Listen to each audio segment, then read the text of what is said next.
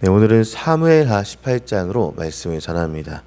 우리 그리스도인들이 자주 사용하는 신앙적 언어가 있다면 하나님께서 중심을 보신다라는 말을 어쩌면 가끔씩 할 수 있을 때가 있을 것입니다. 외적인 것에 치중하기보다는 그 마음을 거룩하게 하나님께 드리며 나아가는 삶에 대해서 얘기하거나 그의 경건의 모양보다 그 삶 속에서 마음을 하나님께 어떻게 드리는가, 이게 중요하다고 말할 때 그때 사용된 언어가 하나님께서 중심을 보신다, 이런 언어들인 것이죠. 그리고 어쩌면 오늘 본문에서는 외적인 것에 치중한 교만한 자가 어떻게 죽음에 이르게 되었는지를 또 보여주기도 합니다. 사무엘하 18장은요, 다윗의 아들 압살롬의 비극적인 죽음에 대해서 이야기를 하고 있는데요.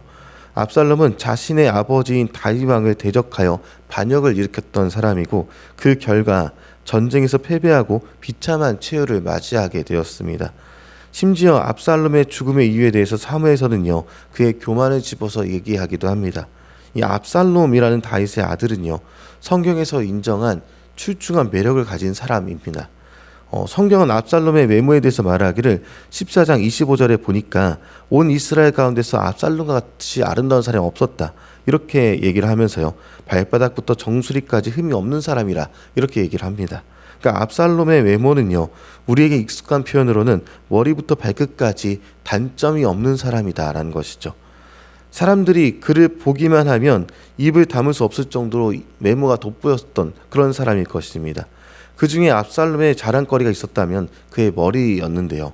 압살롬이 왜 그의 머리를 자랑스럽게 여겼을까 생각을 해보니까 고대 세계에서의 그 머리털은요, 힘과 생명 그리고 권력의 상징이기도 했기 때문에 더 자랑스러웠을 것입니다.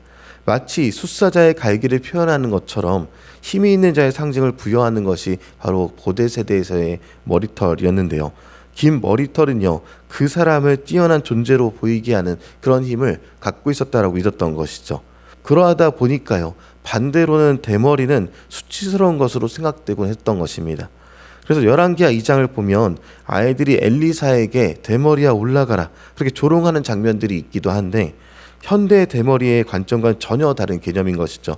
그만큼 고대 근동에서의 머리카락은 힘의 상징과 동시에 이것이 없을 경우에는 수치스러울 정도로 여겨지는 그런 모습이 있었던 것입니다. 그러하니까 외적인 모습에서의 길고 풍성한 머리카락, 마치 사자 갈기 같은 그런 모습과 다른 사람을 휘어잡는 이 압살롬의 매력 넘치는 외모, 고대 근동에서의 매력 있는 남자상은요, 요즘 아이돌 같은 그런 여리여리한 모습이 아니라 한 무리를 이끌어갈 강력한 카리스마가 있는 마초적 모습이기도 했던 것을 얘기하는데요. 이에 더해서 사자 갈기 같은 그 머리카락은 그의 자랑거리였을 것이고요, 자신은 왕이 될 만한 외모를 가지고 있을 것이다, 이렇게 자평했을 것입니다. 그러나 이는 사람의 기준이었던 것이죠. 하나님의 기준은요, 외모가 아닌 중심을 보시는 분이십니다. 그렇게 다윗이 처음 기름을 부음 받을 때에도요, 다윗의 형들도 모두 부적격한 그런 사람들이었다 이야기하고, 그 자리에조차 불림받지 못했었던 소년 다윗이 기름을 받았던 것을 우리는 알고 있습니다. 그리고 열왕기에 엘리사가 대머리든 아니든 하나님께서는 중심을 보셨기에 그를 선지자로 섰던 것이죠. 오늘 본문 9절을 보니까요, 압살롬은 다윗의 부하들을 발견하고 그들을 죽이기 위해 쫓아갈 때 그가 자랑하는 머리가 상수리 나무에 걸려서 공주가 땅 사이에 매달리게 되었고, 요압이 이에 대해서 알게 돼서 압살롬은 목숨을 잃게 되는 그러한 장면을 보여주고 있습니다. 그렇게 다윗 가정이 일어나 왕권을 향한 불화 속에서 교만함의 끝이 어디를 향해 가는지를 알려주고 있었던 것이죠.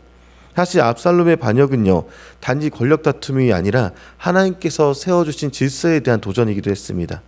왕이 될 만하다 스스로 자평한 것이 하나님의 질서보다 위에 있었던 그의 교만이 그의 문제였던 것이죠.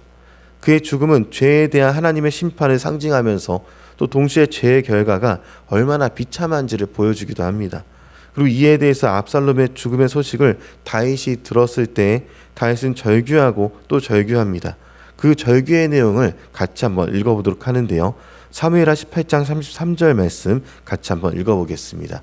왕의 마음이 심히 아파 문 위층으로 올라가서 우니라. 그가 올라갈 때에 말하기를 내 아들 압살롬아, 내 아들 압살롬아, 차라리 내가 너를 대신하여 죽었다면 압살롬 내 아들아 내 아들아 하였더라.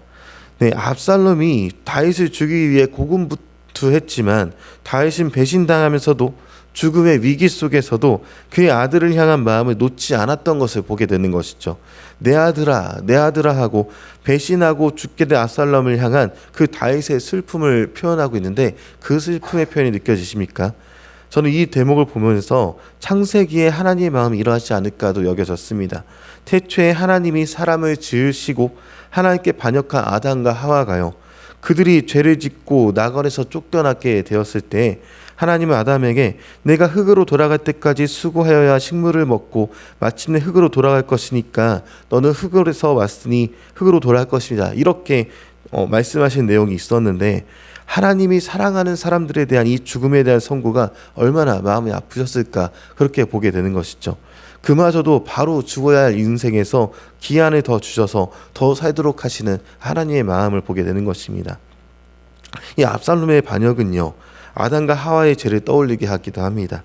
다윗의 반역 그리고 압살롬의 반역 모두요, 두 사건 모두 하나님께서 세우신 건의에 대한 도전이었고 그 결과는 심판과 고통이었던 것이죠. 오늘 본문에서 다윗은 승리했으나 전혀 기뻐하지 않아 합니다. 이 아들을 잃은 비극이 그의 마음을 괴롭혔기 때문에 그러한데요. 그리고 이후에 나중에 예수님이 달리신 십자가를 생각해 보게 되는 것이죠. 하나님을 떠나 죽음을 향해 달려가는 이들을 위해 이 땅에 오셨던 주님은요, 하나님을 떠나는 사람들, 죽음을 향해 달려가는 사람들을 위한 하나님의 사랑의 행동으로서 이 땅에 오셨던 것입니다. 한 사람이라도 더 생명을 얻게 하시려는 주님의 마음은요, 다윗이 아들의 죽음을 앞에 서서 그 가진 마음보다 더 커서요, 직접 죽기까지 사랑하심이란 형태로 그 생명 우리에게 주시기까지 하셨던 것이죠. 압살롬의 이 이야기는요, 우리에게 교만의 위험성을 경고하고 있고요, 겸손의 중요성을 일깨워주기도 합니다. 우리는 모두 압살롬처럼 교만에 빠질 수 있는 연약한 존재들임을 기억하면서 주님께서 이 땅에 오신 하나님의 마음을 생각해 보면서 예수님의 마음을 본받아 생각할 수 있어야 합니다.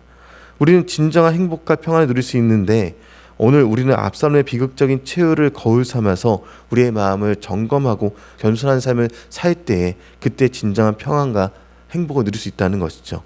그리고 하나님 아버지의 마음을 헤아려 보면서 주님께 나아갈 수 있는 저와 여러분 되기를 주님의 이름으로 소망합니다.